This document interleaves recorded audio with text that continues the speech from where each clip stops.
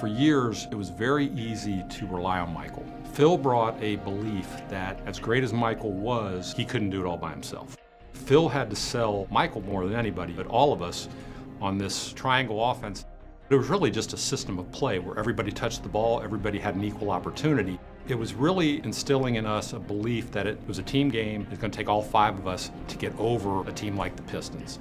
As time went on, we saw the value in it. They taught us how to read the defense. If a pass was taken away here, the ball went to another spot. Here were the cuts that you made off of it. And it was unlike anything in the NBA at the time. That gave us an identity other than Michael. You know, Phil Wallace, Tex Winter, kept us to the grind in terms of trying to learn the offense. We all realized that we had a learning curve, whether it was growing up mentally or more physically, learning what we had to do to be more competitive and be more complete. I remember Michael telling me and BJ, we're no longer kids anymore. You guys are pros. Be in the gym, working on your games, and be ready to play. We started working out together as a team, and we became closer. For me, it was definitely to get more physically strong as well as Horace, and for Michael as well. The thing that nobody will ever really understand or appreciate is the practice floor. That's always been the sacred part of it because people couldn't get in there. You know, they couldn't see it every day and know what that meant. It's away from the lights. It's where you bond as a team. Everything was competition. It didn't matter if it's, practice. It didn't matter if it was shooting free throws. The practice were very competitive, and those practices made us so much better and so much more comfortable from a game situation. When you're playing against the best players at their position every day, when you go out and play Utah, the Lakers, they're not as hard as what we see every day in practice. By game time, we were all as one. And when we came in this building, egos got checked in at the door. It was all about a we and not me. Our belief was if we can get home court advantage, we can beat the Pistons. As we got into it, we got in a little rhythm and on a roll, and we ended up winning 61 games, and we started to gain some confidence.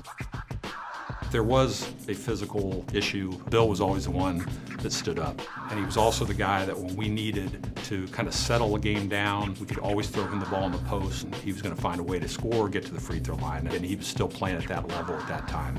Bill Cartwright, Paxson, those 2 guys, they were great leaders. They took us young players under their wings. If we weren't eating right, we heard about it. If we were staying out too late, we heard about it. They really had a good, calming force of what we're doing, and they were well respected. We had just had a nice mix of, our starters blended well, guys coming off the bench blended well. One thing that Phil stressed more than anything against Detroit was they're the physical bad boys. They want to beat you up. We're not built that way. Let's show our athleticism, our finesse. You're playing against a team that knows what you're doing and know the difficulties that you're dealing with in terms of learning the offense. Time is running out on this Detroit championship era. Chicago Bulls gunning for a sweep. It just absolutely came together in that playoff series against them. And we're set for the start of Game 1 of the NBA championship series. We had a lot of jitters and nerves. We were playing against, the world-renowned Lakers. The look away to Livingston. Jordan. Oh, a spectacular move by Michael Jordan. That's 13 consecutive field goals. We welcome you back to the Forum.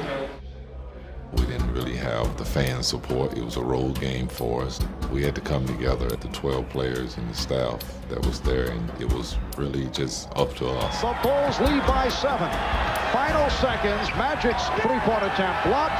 Pippen comes away with it, and the Chicago Bulls have won their first ever NBA championship.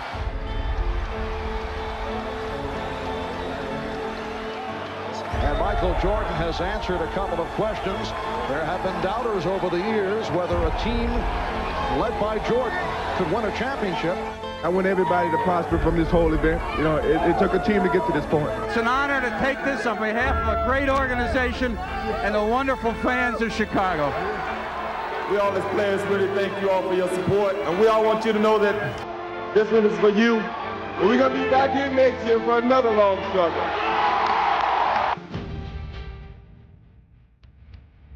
Being defending champs tend to draw a little more attention from that. As a player, you embrace because you need other challenges going forward to stay motivated throughout the regular season.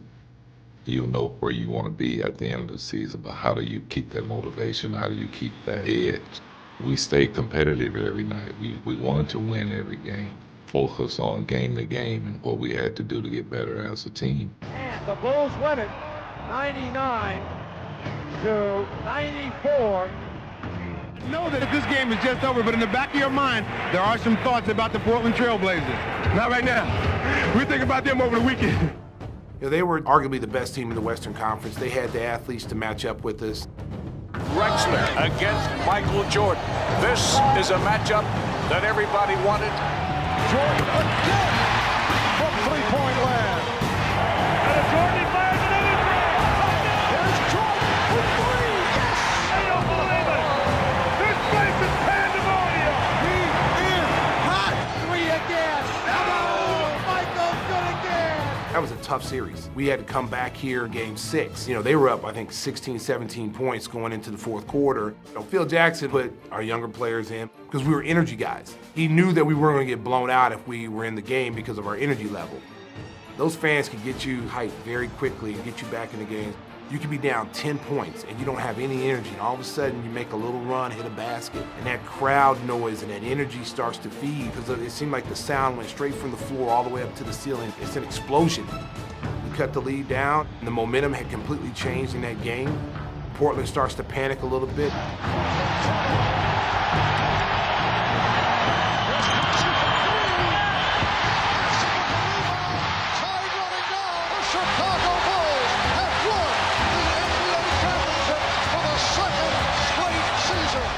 That was remarkable because we won at home. You know, we won in front of our crowd.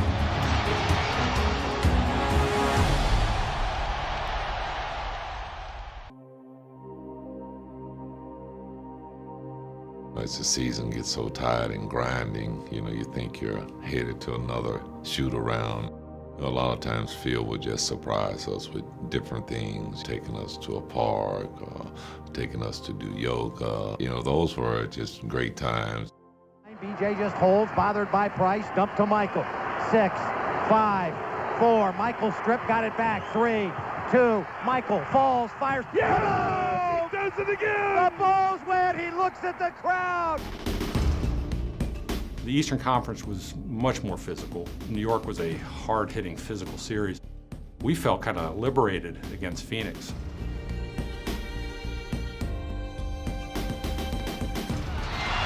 Here's Paxson to three.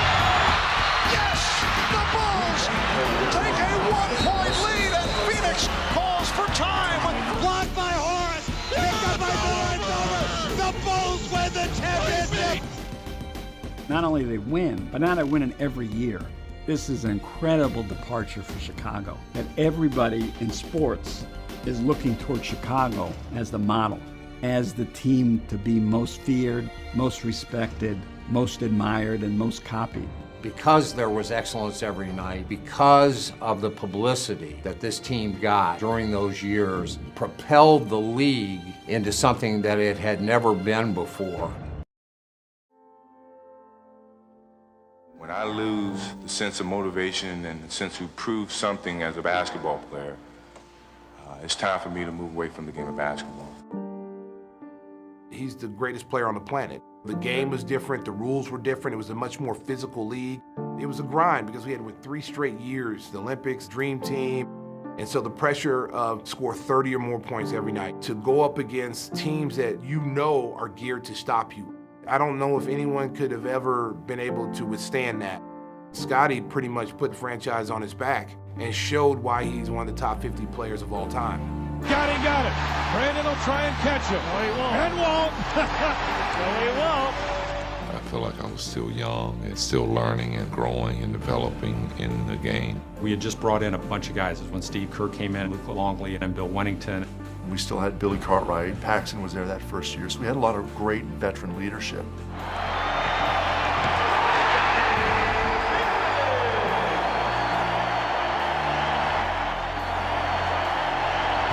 Comes into Tony. Look out, it's on line. Yeah! Bulls win it!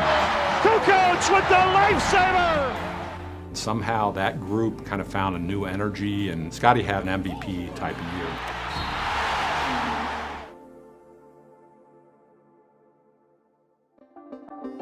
The word that Michael Jordan was officially returning to the NBA was made at about 1 o'clock Central Time today. He was a little different player. He had trained for baseball. His body was a little bit different. He was a little stronger, lower body, and didn't have that as much pop as he had. In typical Michael fashion, he knew how to adapt his game. You know, he became kind of a post-up player and hit those fadeaways. The newness of the building was much more cavernous than the smaller, more intimate Chicago Stadium. I think they grew to love the United Center. Michael played 13 games in a regular season with us, and we made the playoffs. It's all over and the Bulls season comes to an end. I think that really set the stage, at least for Michael. For a while, we had a lot of hope within ourselves. We believed in ourselves, and if we didn't believe in ourselves, we wouldn't have been to this point. Michael, being the person that he is, stepping up to challenges and not liking to lose, came back the next year with a vengeance. With his dedication to the game, he kind of forces everyone else to come along or get out. Dennis was new that year. He had lost Horace Grant in his rebounding and his defense at that power forward spot. So Dennis fit that bill perfectly, and really above and beyond for what Dennis did. When the lights turned on, he gave everything he had. There is the athleticism of Dennis Rodman. Doesn't give up on the ball. Ron Harper stepped up. Tony Kukoc really developed in the previous 2 years. Really, everyone, that team really meshed so well as a team. And that was one of Phil's philosophies, that the wholeness and the balance of everything has to be together. And I think that's one of the best teams where truly, I think everyone liked everyone and wanted to be around everyone all the time. Phil would break us up every now and then and pin those two guys against each other because they're really the only ones who could push each other to the limits. But everyone else had to fight to keep up with them. Every night you step on the floor, teams were really gunning for you. In warm-ups, you could tell sometimes where teams just, before the game started, kind of succumbed to, wow, we don't have a chance. And other teams, we could see guys really roughing it up, getting ready, and like, okay, we're gonna have a little battle tonight. Ruffin has it blocked by Longley. Oh, what a play to Pippen. Sally, yes, Jordan.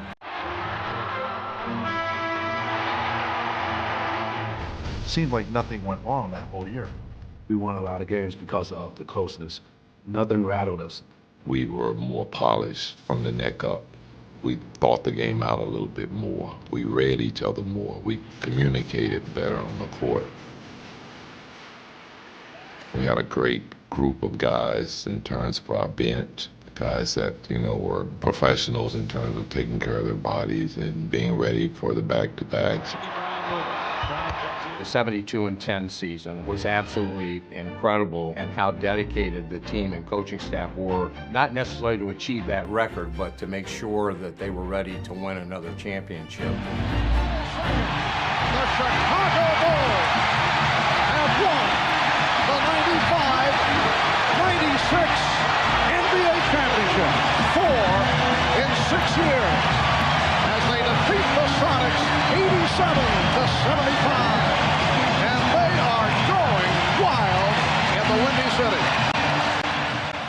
The first 72-10 year was special, but by the end of it, the media attention was great. And then for the next 2 years, it just stayed the same.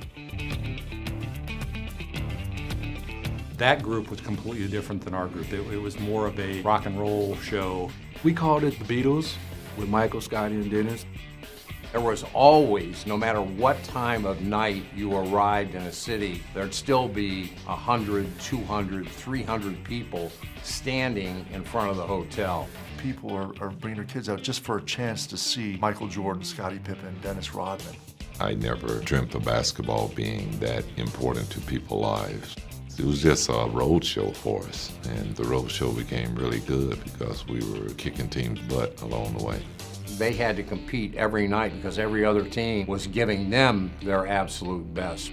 Some of the criticism was that anybody could win with Michael, and anybody could win with Michael, Scotty, and Dennis. That's not necessarily true. The genius of Phil was his ability to get these guys, even though there were so many stars, to play together collectively with a common goal in mind at the end of the year. That was where Phil was so great. Phil did a real good job in the latter parts of our careers of really holding us back and keeping us hungry for the game. Shot clock at 5. Pippen for 3. Yes. They were smart. They had smart players and guys that knew how to play. It was tough to match up against them. Our stuff worked really well against them, but they had the one guy that could come out there and put you to sleep pretty quick. Just a tremendous competitor. It's the clock. 5 on the 24. Here's Jordan. Did not have the shot. 5 seconds remaining in regulation. The inbound. Pippen rolls it. Coach. Have won their 5th championship in the last 7 years.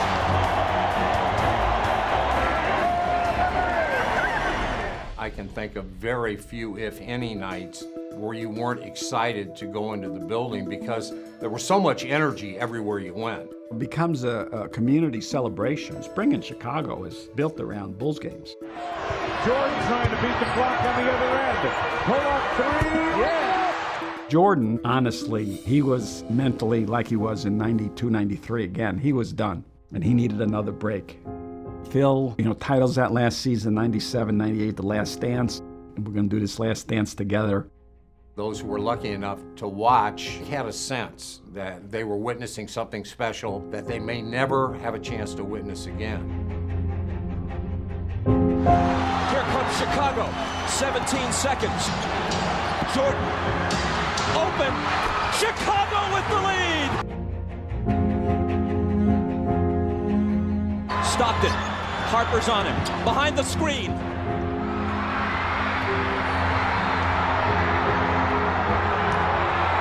Chicago Bulls have won their 6th NBA championship, and it's their 2nd three-peat.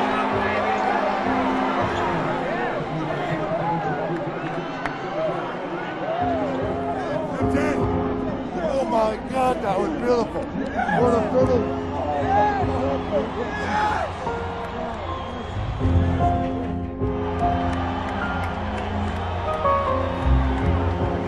Michael and the Chicago Bulls are why the NBA became a global entity. It really became the most amazing phenomenon in the history of American sports. You've got a great opportunity to step in there and win a city that is crying for a winner. Perhaps you can turn that Bulls thing around. What do you think? Hopefully, I can go in and contribute and maybe turn it around. I'm looking forward to that.